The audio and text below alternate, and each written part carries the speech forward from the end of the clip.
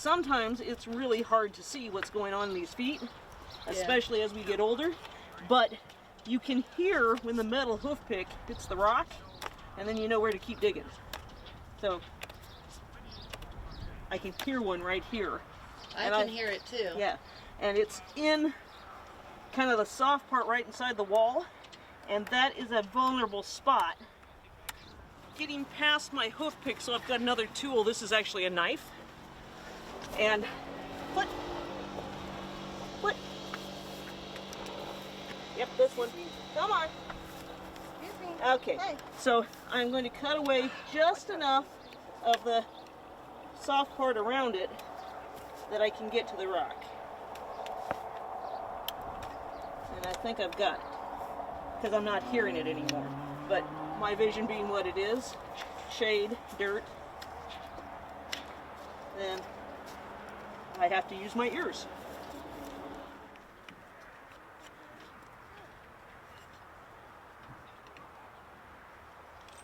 And that's just a bit of what's called the sole that's sticking down lower than the wall, and that makes it vulnerable, so I'm just trimming it back a little. And that way they're walking on the wall. What? Yeah, thank you. This mule is 31 years old, by the way. That makes her an active senior. The bell tail. This is a cut that I make in the tail. The military, you'll find them over there. The military, you know, the new recruits are shaved tails. And so this comes from the military, so we shave, like happened last week, so he's growing back already. And then you cut a bell. This comes from back, like, Civil War, maybe earlier, because the mule was the army truck. They all looked alike, they got passed around, and they just didn't rate like my pets do now. So how can you tell if this thing's trained well enough to do the job you're asking? Especially in the dark, because you're not running out during wartime with a lantern looking at mule butts. So you cut bells in the tail, and we're playing blind man's bluff. We've got one bell.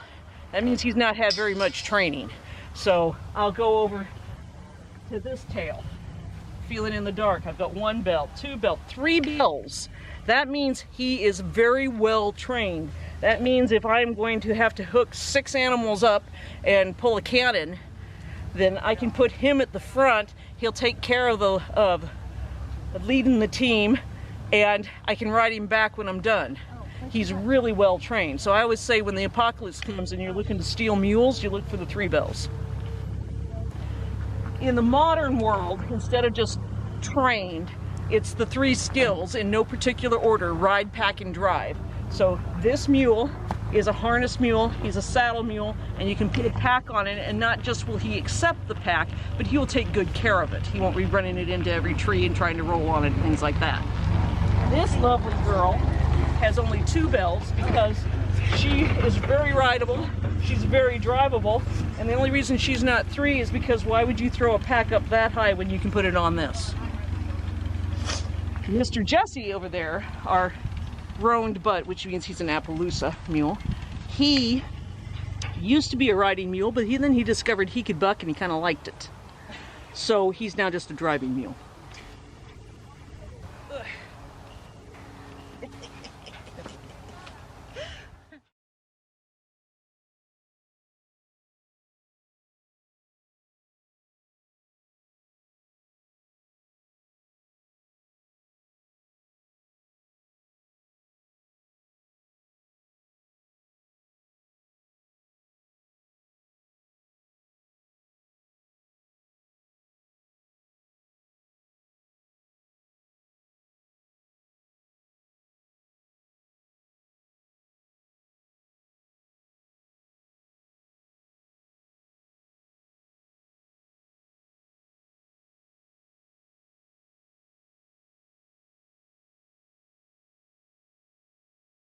You put it on an animal and you're going, darn, doesn't fit, you're not out of business, you just start adjusting buckles.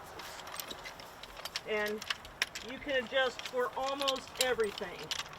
Body length, barrel roundness, the body roundness, size of the neck, you can adjust for almost everything. You see how his tail is up here, comes up out right here? And if you look at that mule, her tail comes out of her body way down here. We can adjust for that.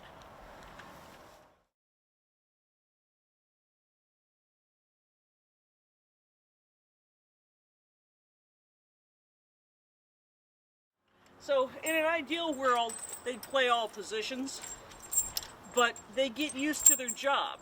And so the ones that are used to being in the back, they're waiting for someone in front of them to go. Sometimes they don't make good leaders. Gus will do anything.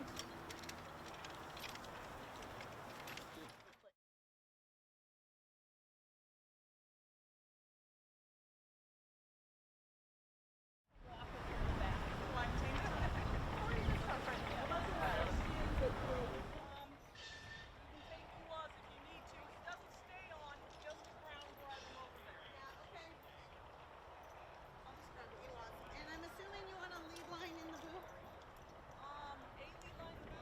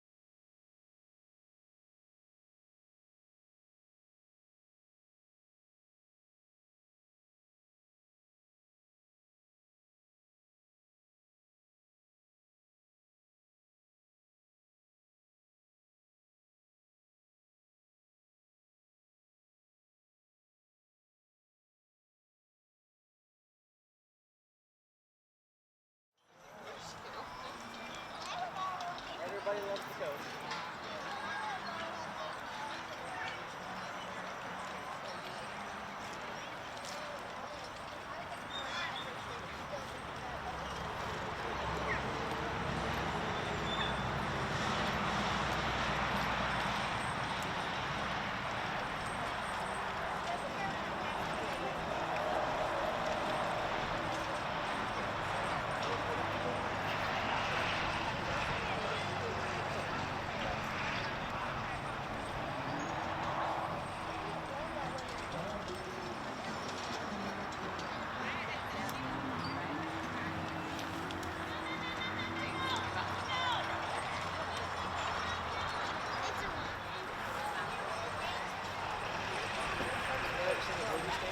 Yeah. You know, it's pretty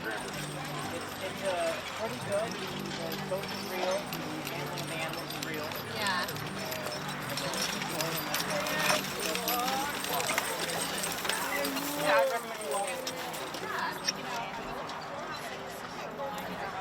I was wondering where you went. We have two. This rear strap is the brakes. It's called the britchin, and that is the brake. So when that is attached below their tummy to a strap that goes to the front, and so when the vehicle needs to slow down, I slow them down, the tongue keeps going forward, and it pulls on that strap and it pulls on their butts. Now, they together they weigh 2,000 pounds. This thing, completely empty, is almost 3. So, and coaches were driven, they're real heavy. So a lot of, you see pictures and you know what you're looking for, you'll see a lot of stagecoaches don't have britchin on the rear animals because you needed the brake to so brakemanship, working the brakes, was one of the major skills of a stagecoach driver. Always step back, make eye contact, and say you're good before that. That's how I'm going to know.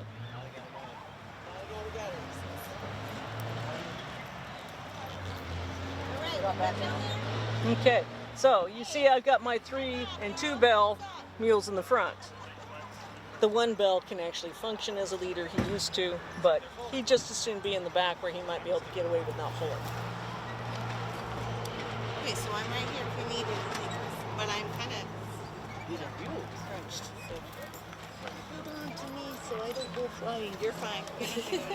Hank, Kate. Okay, we're actually all starting together now. Gonna get you, Jerry. We're just tagging up.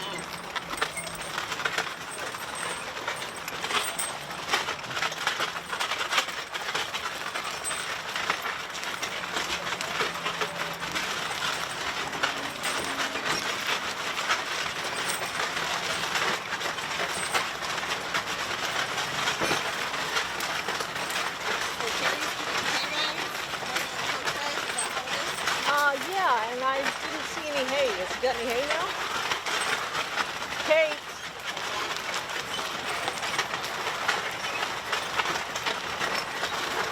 It would be a shame if liability issues knocked us out of doing things like this, because it's really some aspects of living history.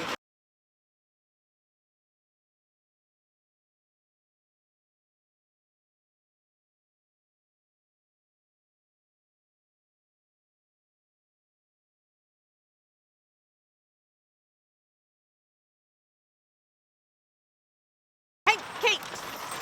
Cut! Kate! There we go. Come on, Jesse! Not Iris, Ewok!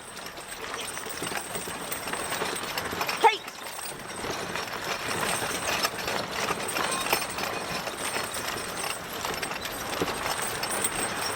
Trot!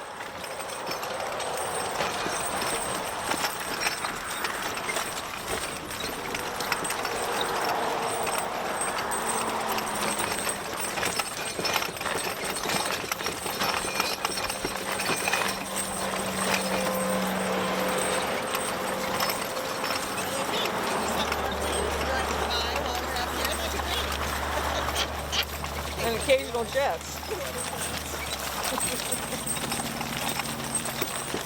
So the sign of a good driver, Angela, is how well they can do things like that turn that Lynda just did while keeping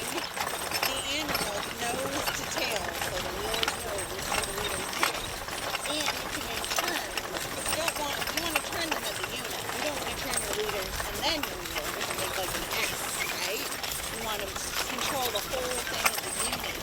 That was a nice little turn she did. Trot! Now, when you're having to do a really sharp turn, Amber, does that changes, doesn't it? Or you want to hold the wheelers out some and get the leaders turning and then turn the wheelers? Or have I been doing that wrong? Well, I would say She would know. sharp turn.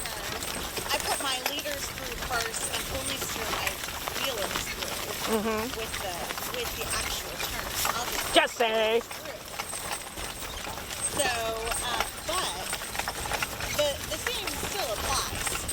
You still want to try to keep them nose to tail as much as you can. It's my understanding. Okay. Keep going, gang. This does not work for you. It's Trot! not always doable, right? Depending on how tight the grip is. But the problem is if you pull your leaders around and they're too far over, then you lose the control of the wheelers because the leaders Trot! swing the Hey! tongue. Hey! Yeah, the wheelers are the ones attached to the tongue, so they are actually the steering of the vehicle. Right. But you have to be careful because the leaders attached to the end of them. They can swing it back and forth with the wheelers. So if you're in something tight, you're really driving the wheelers. Hank! Kate! But Come on! and Jesse! I kind of want to keep the leaders out of the way. Keep them super tight like that, and then drive the wheels out. So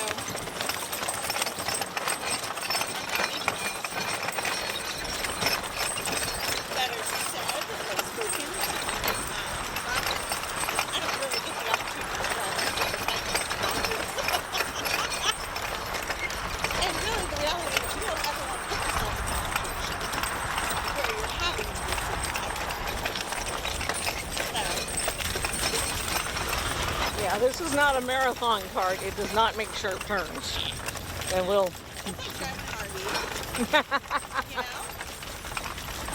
So actually, I would say that learning how to drive this when I was 12, 13 helped me so much when I actually started driving because I was taught that you have to look 3 car lanes or 3 wagon lanes out in front of you to know how to get to the place you're going with your wagon, with your animal. You have to set them up for success, right? So when I transitioned to a car, I had already formed that habit of looking way far ahead of where I'm going. I knew how to approach the road I was on. It's kind of fun. I'm excited. Physics and simple tools, simple machinery. Trot!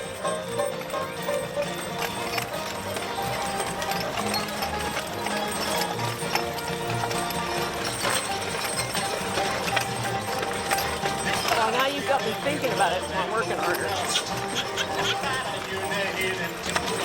Trot, Jesse! Trot! Come on! This isn't hard work for them. Good mules. Keep at it.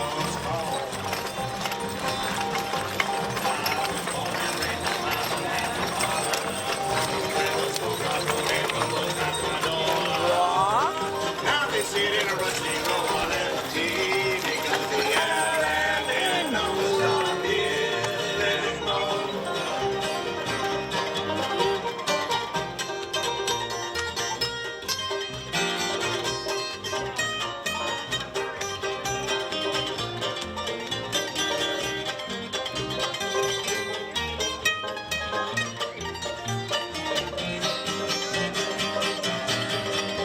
Last night I dreamed I went down to the office, collect my pay just like I'd done before. But that good to it had grown across that doorway, and the leaves and the grass, it was coming up through that floor. I was born and raised at the mouth of Hazard Harbor, where those coal cars rolled and rumbled past my door. Now they sit in a rusty road.